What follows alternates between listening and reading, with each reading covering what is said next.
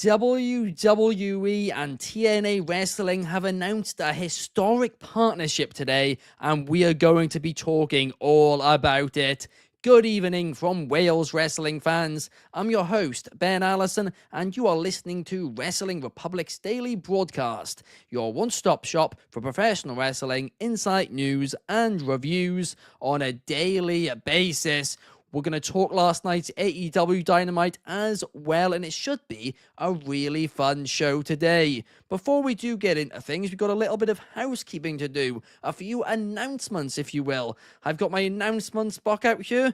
Firstly, happy birthday to Clark's dad. Happy birthday to Rick Taylor today. Shout out to you. Also, happy birthday for tomorrow to Melissa. And also, North London is still red because Arsenal last night defeated Tottenham. Absolutely delightful.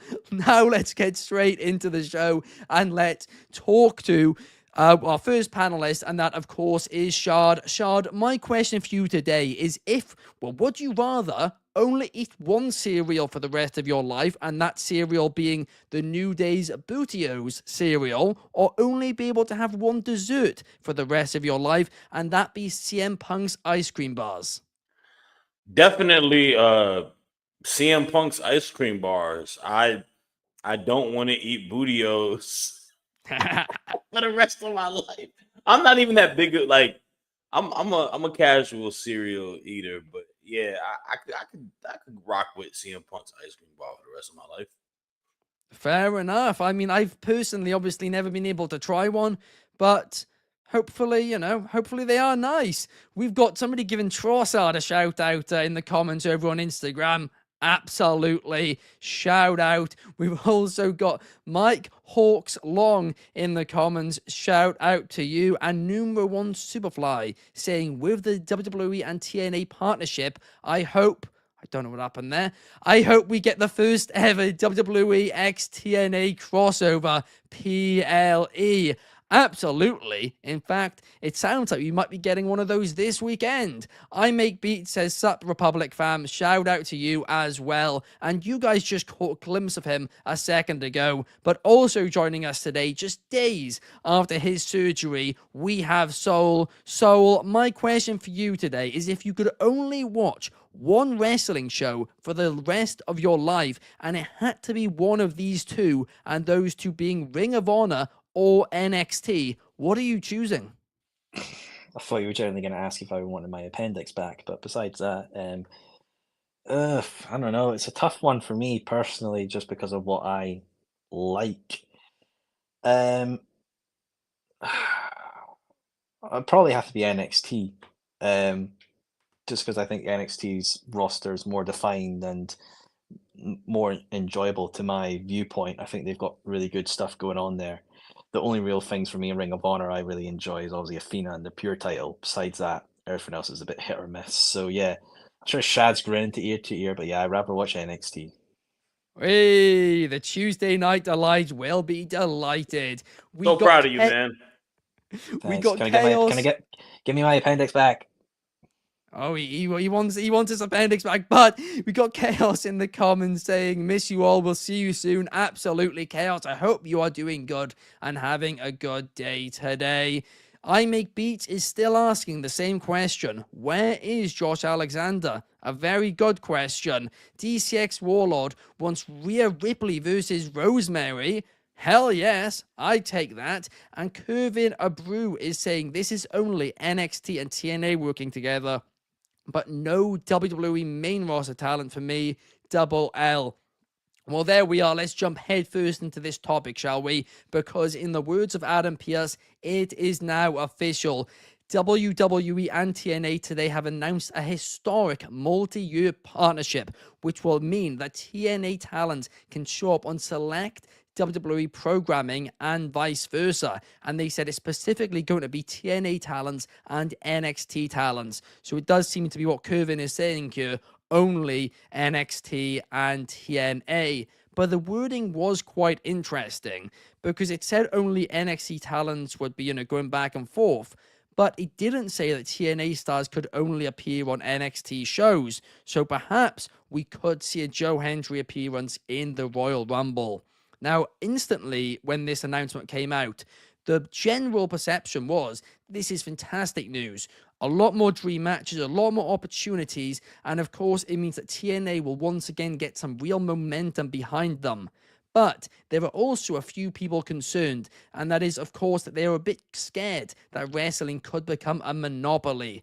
We know what, Ari Emanuel did with UFC when, Endeavor bought them. They or acquired UFC, I should say. They try to do, if you want to be competition against us, then you've got to either play by our rules and be, partly supporting us, or we're going to squash you.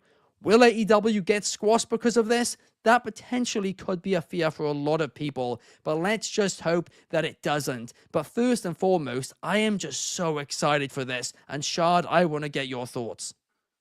Yeah, there's a level of excitement for it in regards to me. Obviously, being able to review NXT on a weekly basis, you see the depth in the roster, and with depth, sometimes people can get lost in the shuffle. Storylines are not always given to every single wrestler, and a lot of these wrestlers are relatively new. People in quote unquote development. So partnering with a established wrestling promotion with a long history and a lot of veteran talent in TNA, I think it's a good handshake deal on both sides. On the NXT side, you allow your young talent get an opportunity to go to TNA, be intertwined with their storylines, be intertwined with a lot of veteran wrestlers, and kind of get a different feel of the pro wrestling landscape. And on the other end, you have WWE branded show tied to TNA, which is beneficial for them. TNA's biggest worry is how do we get more eyes on the product? How do we get people more intrigued to it? Well, if you have something in WWE and WWE superstars that can back you a little bit, that is a win on their end. So I do think it is an overall W. My only issue is this, and it has nothing to do with the partnership, and it has nothing to do with anything in regards to all the companies. It has to do with fans. And I just got to say this real briefly. The tribalism and fans absolutely disgust me, because on the same breath that I see a lot of people online going absolutely ballistic and just so happy and excited, which they should be, but will turn the corner and laugh and bash AEW when they do partnerships, or when New Japan does partnerships, or CMLL does partnerships, then that's not good. When we have forbidden doors, or who cares? Who are these people? All that stuff. Let's call a spade, and let's appreciate pro wrestling for the big scope that it is and all these companies tied to it. So that is my only gripe about it, because people are making it seem like this is good, but all of that is not bad, when in all actuality, I probably would be more excited for partnerships with AEW and New Japan than I would maybe NXT and TNA. That's honest to me, but I digress. I agree completely with you, Shard. I mean, everybody's going to have a preference, absolutely. But people, I think, often confuse preference with bias, right? And I think we are guilty of this at times too. Like, we make jokes about people at Wrestling Republic being biased one way or another, when in actuality, it is just a preference, and preferences are fine. But there are these accounts like you were mentioning who like are trying to like celebrate now like the defeat of AEW because of this partnership. It's like, firstly, that's not the case. Secondly, what are you on about? WWE aren't paying you, and it's the same vice versa too. They do it for AEW. These people need to get alive. They need to go outside. They need to touch some grass. But we do have some news here, right? And this news, Trent Hatchett mentioned it here. And he asks, did TNA just change their Genesis graphics to TNA Genesis NXT? And the answer to that is yes, they did. Now, what does this mean ahead of this? I think it's Saturday's Genesis show? Sunday. Well, Sunday. Well, what does it mean ahead of this Sunday's Genesis show? I truthfully have absolutely no idea, but clearly NXT talent are going to be involved. It is exciting. It means there's more collaboration in professional wrestling, but again, it is just a little bit worrying what was the WWID? That's it. WWID came out a few months ago. Now we're getting this partnership. So are you worried they're doing the same thing UFC did with MMA, and they're trying to really control the industry even more than they did before? Um, so I'll answer your question on that thing first, and this is the main thing here, is that when you're the top dog of any industry, whether it's media, beverage, or construction or something like, you will always want to cement yourself in that top position. You always want to remain the most lucrative place for people to go, the one that gives off the best opportunity. So you will do everything to secure that. Now I know there's been rumblings with ID continuing on. The talent there have worked shows and given off good showings.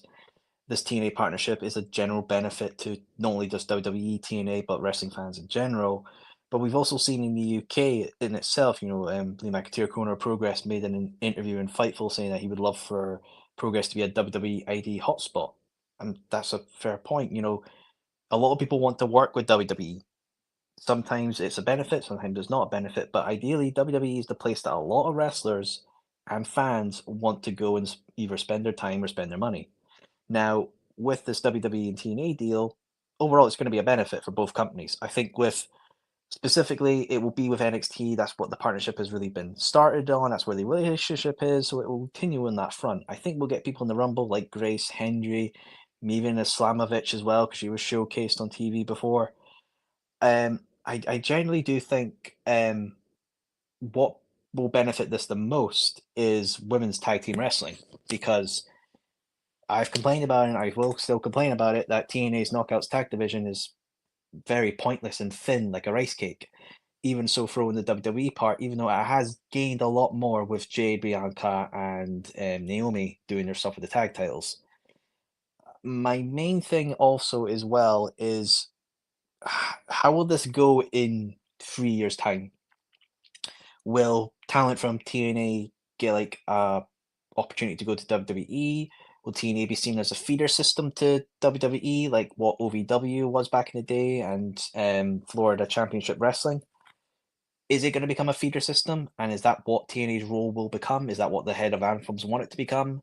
Will we now see less of TNA stars taking indie bookings? Will we see less of them on places that they've been before, like Maple Leaf?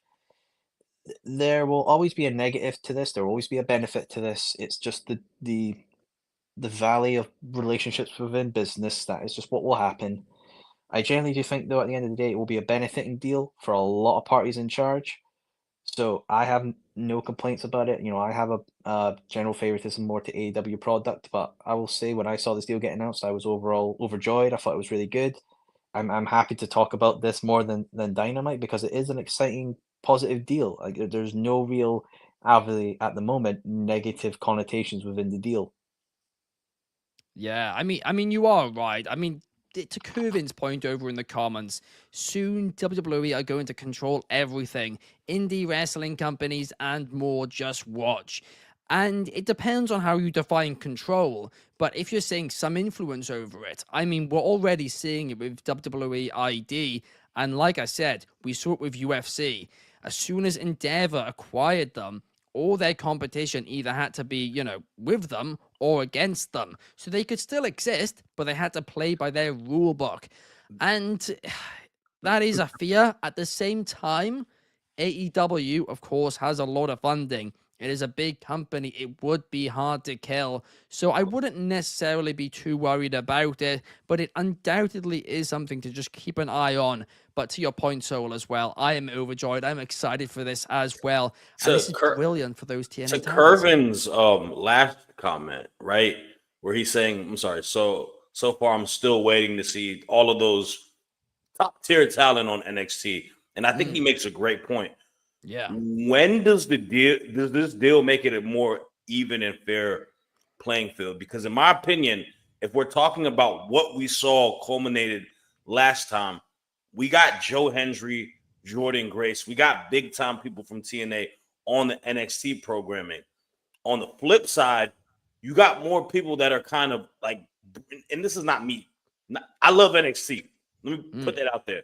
But a person like a Brinley Reese, a Sol Ruka, these aren't people who are Soluka is a good up-and-coming talent, but you're not getting Roxanne. You haven't gotten Obafemi, Trick Williams, people who are on the higher end of the card.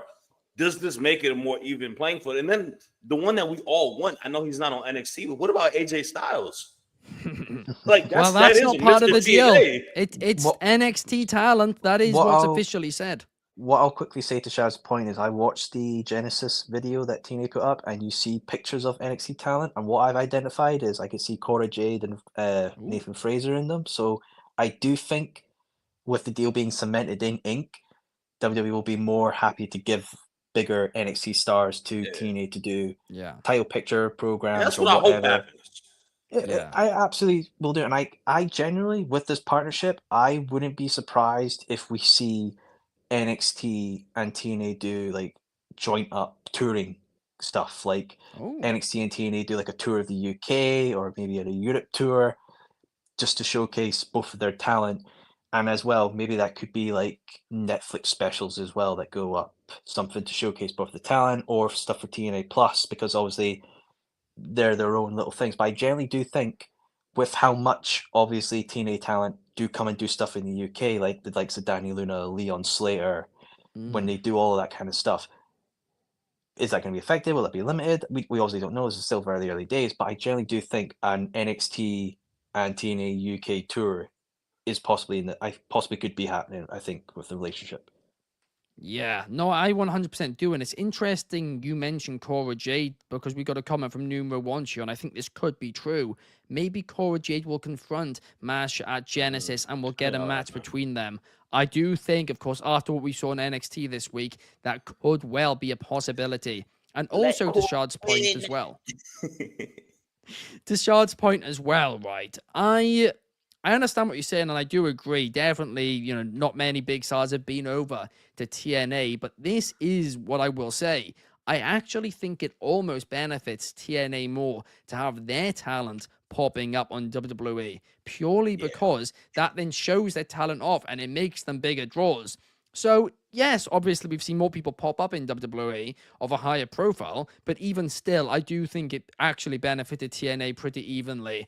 But they've also got to improve their own product. And, seeing a few stars pop up undoubtedly would help that. JMoney17 says, Moose versus Obafemi. Yes, please. I'd love that. Banger. D6 Warlord says, AJ not in the TNA Hall of Fame is a felony. I mean, that is true. I mean, I think he's the type of guy who doesn't want to be in a Hall of Fame until he retires, to be fair. That is very sarcastic, DC Warlord. I follow you on Twitter, and I see y'all's back and forth. You're funny. I think if anything with AJ, he'll go into the WWE Hall of Fame before the TNA Hall of Fame. So when he does in the WWE, then it'll be TNA's time, because at the end of the day, TNA is the house that AJ Styles built, but WWE is really the name that's put him into the mainstream stratosphere. Oh, bad. I thought he meant AJ Francis. I'm so sorry. I was so confused what you're on about. No, him and AJ Francis was arguing on Twitter one day. I thought he was talking about him. My bad. No, AJ Styles is TNA. I know TNA because of AJ Styles. I remember watching him when I was a teenager in like middle school and high school when TNA was popular. That man is the foundation. And I do hope we get to see him at some point wrestling. Absolutely. Teenage Shad. I imagine you're still watching like the NXT game show and thought this could be promising. This could be good. And then all these years later, it's like, yeah, Tuesday night. Right, let's now move on and talk a little bit of AEW Dynamite. Is it just me, or is it getting hot in you, or do I have a high temperature? Because I'm feeling like a sicko. Let's talk about it. Toni Storm last night won the Women's Casino Gauntlet match, where Megan Bayne made her AEW Dynamite debut in what was a brilliant match. But, of course, Toni Storm is doing this rookie gimmick right now, and she has earned herself a title shot against Mariah May at AEW Grand Slam Australia. Now, what's going to be interesting about this was Mariah May on commentary wanted it to happen. She was like clapping for Toni Storm. She was delighted, and she's playing into the gimmick. She's pretending she doesn't know who Toni Storm is. But is this all just an act by Toni to get close to Mariah once again before she brings back timeless Toni Storm at AEW Grand Slam. Now, something also notable about this is no longer a pay-per-view. This is now going to be a TV special, which will air the following day after it is taped. It will be at 2:30 a.m. Eastern Time. The event will take place, and it will air the next day at 8 p.m. on TNT. Shad, what's your thoughts on all of this?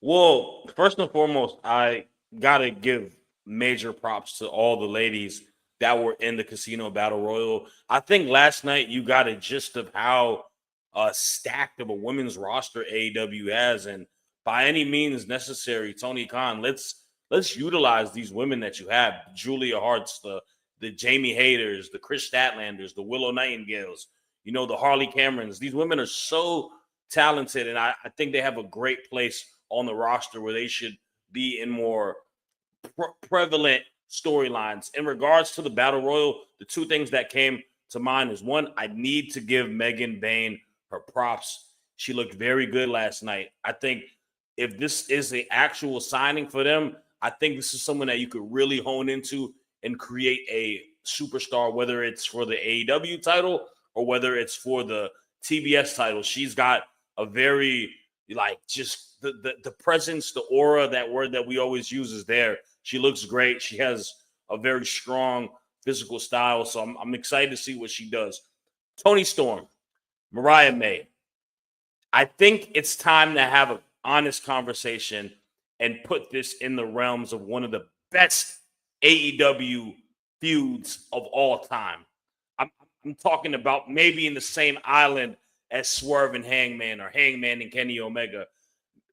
These girls tell a long-lasting story that started with the mentor and the mentee, to the mentee turning on her, to where we are now, where Toni Storm is literally fell to the ground and lost her nonsense. Or is she, one step ahead of her, playing possum and, overcoming what it may be? I really like it. And I think it just shows you the layers of how talented Toni Storm is as an actor and as a character. Like, she's able to get us all invested whatever she does. Like, that's not an easy task to do. And Mariah May, on the other hand, one of the best heels in pro wrestling, if not the best women's heel in pro wrestling at the moment. Such a conniving style of words she uses, man, just kind of throwing dirt on all the opponents. And like you said, she's welcoming this competition because she thinks Toni Storm is that lost in the head that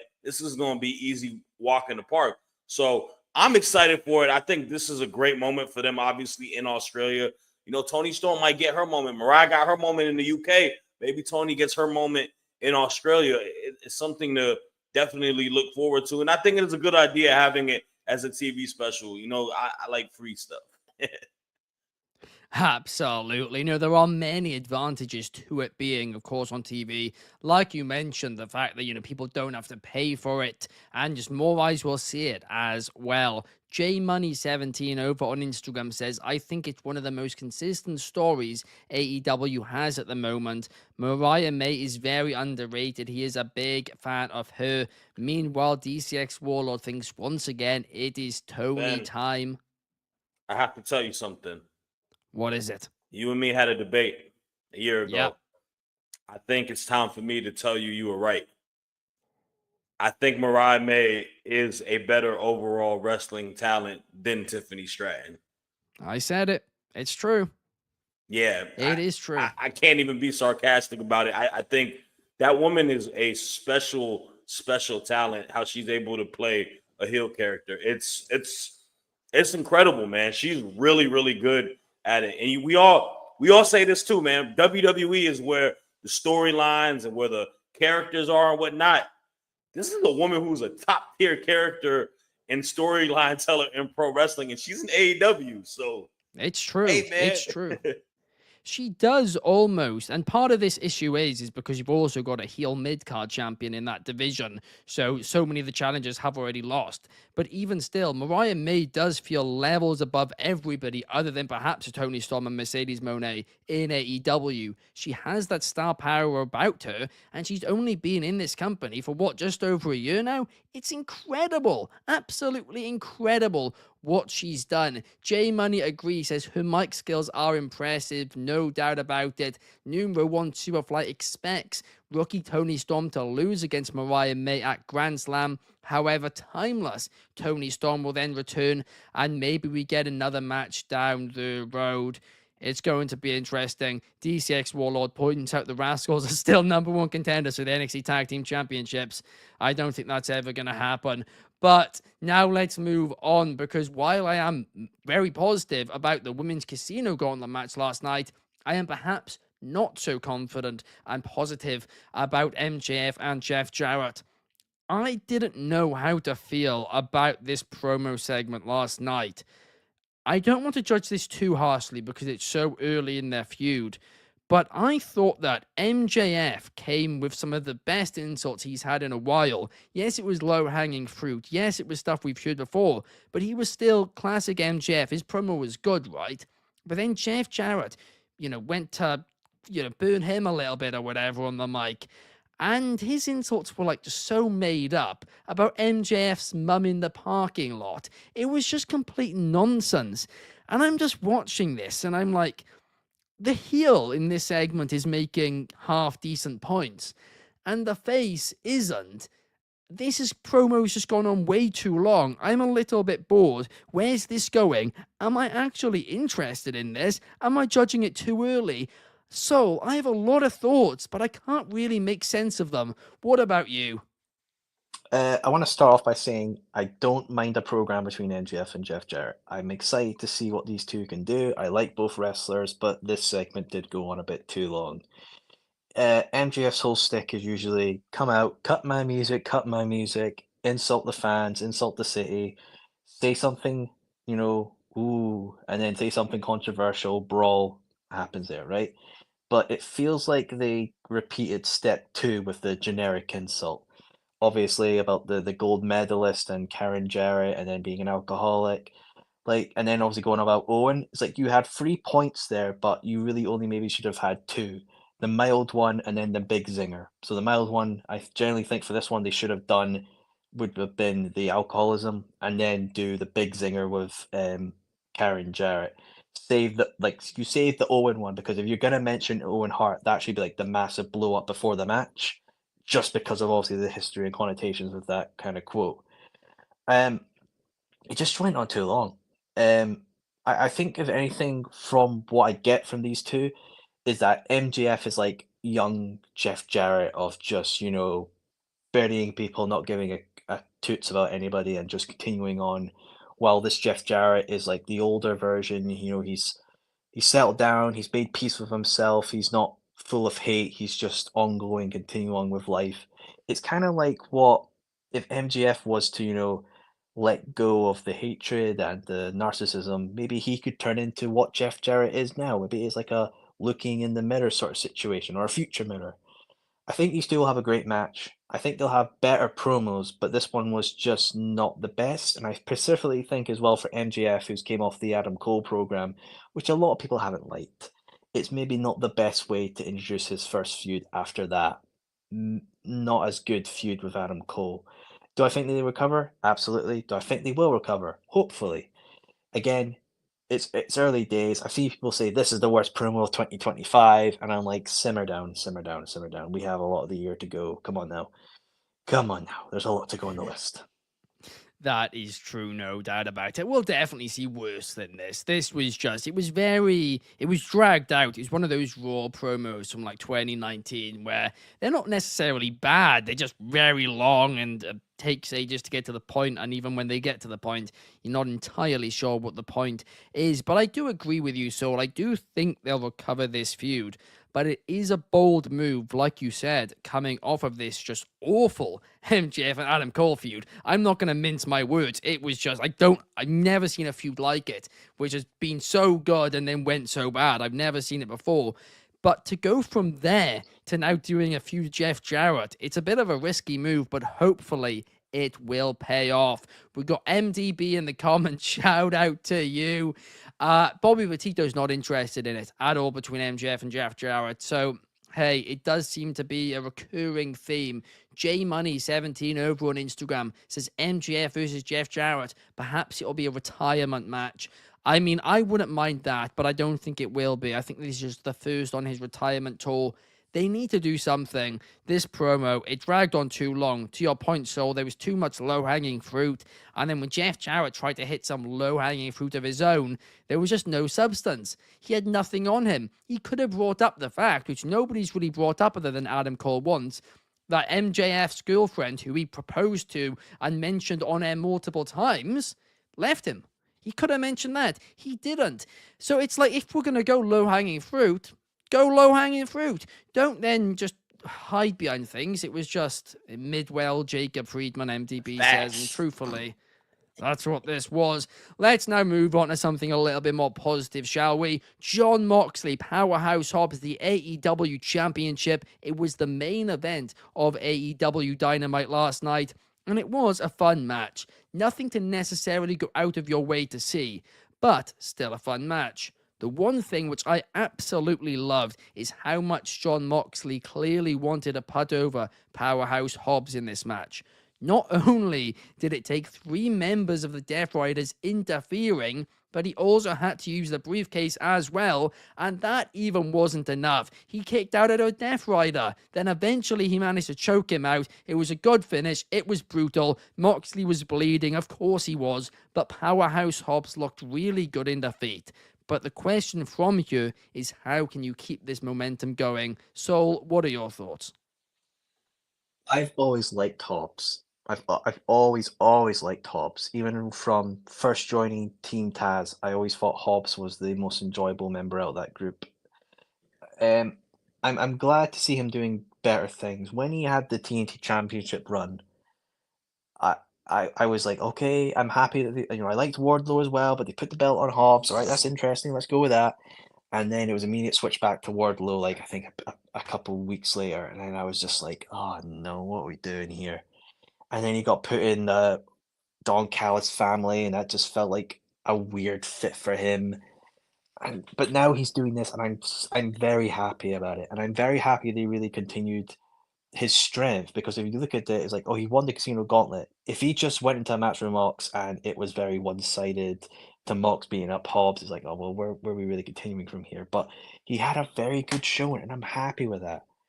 I really want Hobbs to be a talent within AEW that they can rely on to be a strong force, not necessarily like the Obafemi of AEW, but somebody that has a true strong characteristic, like a Braun Breaker, because I think he can play multiple roles from a good guy to a bad guy. And I really enjoy what Hobbs can bring to the table. I love his spine busters. I love his entrance theme. Even the Book of Hobbs, for all of the faults it ended up becoming, it was a very interesting concept. The problem I have with AEW is now, and it's the same problem I had in 2024, is the heel to face championship ratio. You just have Private Party and Daniel Garcia running the face side while everybody else is a heel, and it's like, well, we don't have the balance.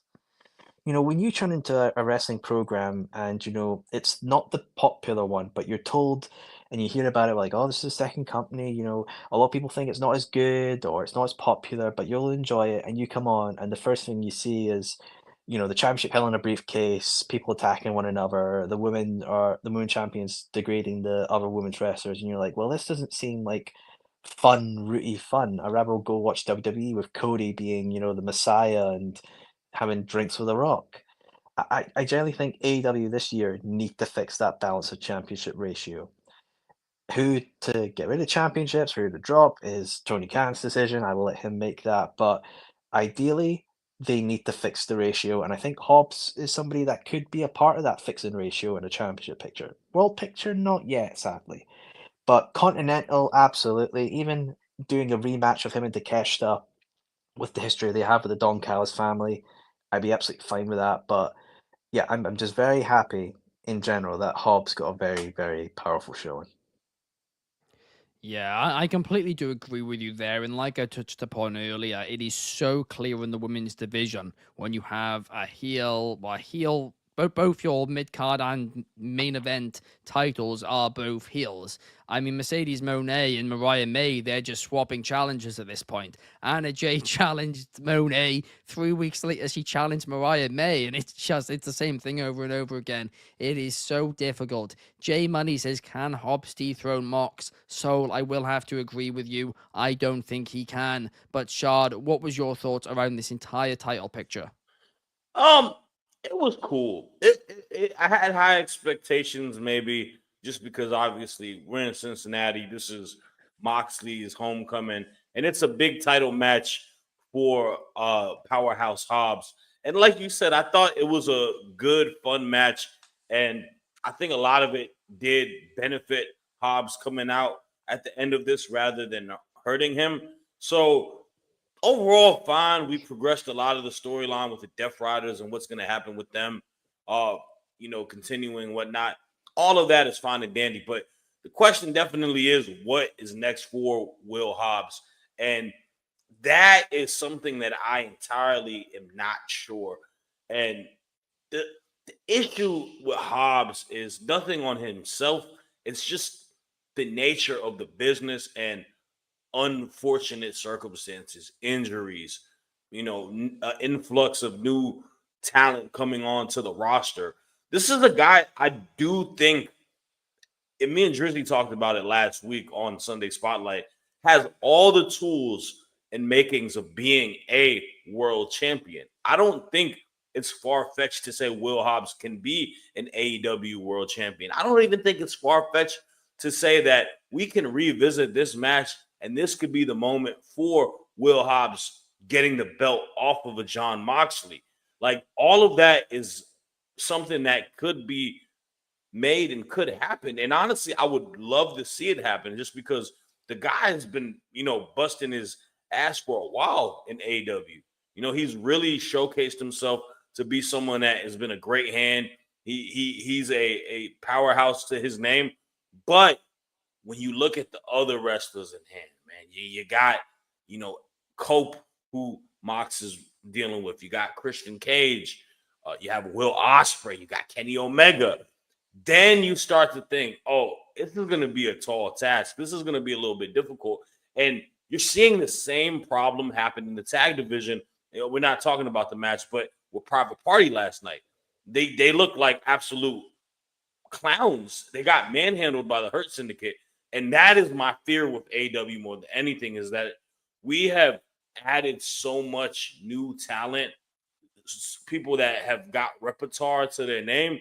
A lot of the people that we know and learn to love from the beginning of the inception of AEW kind of get thrown in the back burner, and they don't ever get the opportunity, or it makes them hard to get the opportunity to hit the big time title opportunities, big time matches, just because it's just the situation that happens, man. And that's kind of the part of it that makes me not super optimistic to see what the future of Hobbs is going to be, just because I don't know where he fits in. Like you said, mid-card title, they have a bunch of those.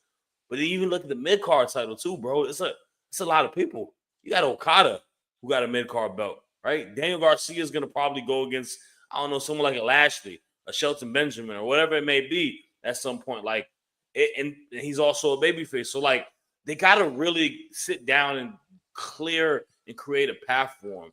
Takeshita, like, it's not an easy road to go against, but I do have hope that he could find his way. But at the moment, I'm just a little worrisome towards it.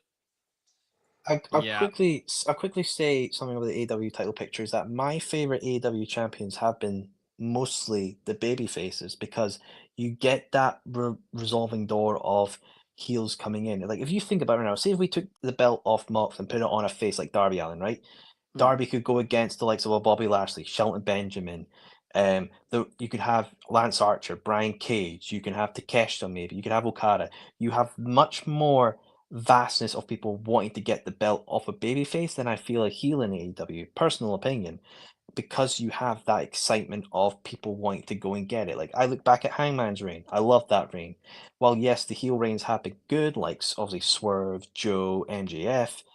There's just something about the babyface, in my personal opinion, that I enjoy more of people trying to get it off them, because when that moment does come, it's a moment that a lot of people will talk about, discuss about, and then see how it reflects onto the future of the company and the belt's lineage. I genuinely do just think that, especially with the world title picture in AEW, there has not been a proper babyface with that belt since Moxley's third reign. Nah, Like, yeah, I know. Danielson. Yeah, but that was like 2 weeks. Oh, It yeah, it wasn't it long. wasn't a strong You're it right wasn't there. it wasn't enough for like to get your teeth into and digest. And I know Yeah, people will fair. say, well, Swerve was a babyface to begin with, but he was better as a heel. Like people Yeah. people wanted him as a heel immediately, and that's what he did with the Osprey match, and it worked well. No, you are right. AEW needs a proper babyface champion, and the time is now for them to really pull that pin and go for it, because it's been so long properly for us to digest. And I think when they have a proper babyface champion, Mm-hmm. the title picture itself will look far more beneficial. So obviously switching brands for a brief second, I look at someone like Damian Priest, right? Mm. I think he was a really good babyface champion when he kind of turned the course of being a babyface in a way, like, or not maybe as a champion, but like a character wise. Yeah. Obviously, he was a heel at champ for his reign. But I look at like someone like Damian Priest, how he's the big guy, but he's got the cool factor to him and whatnot. Yeah. Will Hobbs to me could kind of be like that in a different way. Obviously, he's far different from him, but Will Hobbs is a cool, collective dude. Like his personality, you can easily buy into. I don't think every big guy needs to be like Obafemi, just throwing people cocky, dominant all the time. Like you can have dominance, but you could be like a jolly giant in a way, right? Like you can have ways like that to be a good. And I agree with Soul's point. Like I think it is important to establish baby faces, and that's why I think you'll see a Kenny Omega, you'll see a Will Ospreay get that belt sooner than later, because that's a good way to build off of it. Yeah, no, I 100% agree with you. And I do think, like we talked about with Cody, babyface reigns are certainly harder to book. But not only, does it give fans someone to cheer for, but you need there to be a top babyface at all times in a company. It's Yes. something WWE have been ridiculously good at. But AEW haven't had that for quite a while now. It's not really been obvious who the babyface of their company is. I think they want it to be Darby Allin. I don't think it should be Darby Allin, if I'm being completely honest. I think he should be around that scene, but I don't think he is the guy. The guy, I said it before and I'll say it again, I think it's super obvious. And Shad, you just mentioned him, Will Ospreay. Yeah. He's young, bucket loads of potential, likable. I mean, that should be the guy whose face is on all of the posters. It should be as simple as that. But hey, we will have to wait and see. He could what be happens. the face of professional wrestling. He could. Mhm. He's got that Like- talent. Yeah. When Osprey does become AEW World Champion, he is holding that belt. In my personal opinion, if I was Tony Khan, I would give him the belt for 2 years. I wouldn't, because people would turn on him. Impossible to No, have somebody be a face for that long. I think they could, with the amount of heels they have, and if they give long title pictures. Imagine if we get, the Hangman we have now of Osprey. That's a good, like, 2 pay-per-view long picture. You could have then Okada with It a is, history but of that. people get sick Kyle of him Fletcher. winning. It's not the but challengers, that's- which is the issue. It's the fans, the fickle fans who will turn. I think they can but make it you work. just need somebody who's in that scene. We need somebody to be the poster guy. And I think it's Osprey.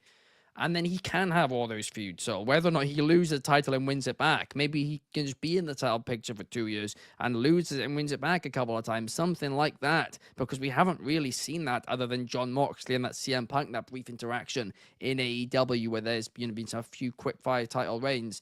But I do agree with both of you. Will Ospreay should be the guy. J Money agrees as well and says Adam Copeland as well. I think he's a little too old for it, but undoubtedly he can be a guy which is up there. But thank you to Shad. Thank you to Soul for joining me here today. We will be back same time, same place tomorrow to talk about some news in the sport of professional wrestling. Hope to see all of you guys there. Thank you for watching. See you guys tomorrow. Peace.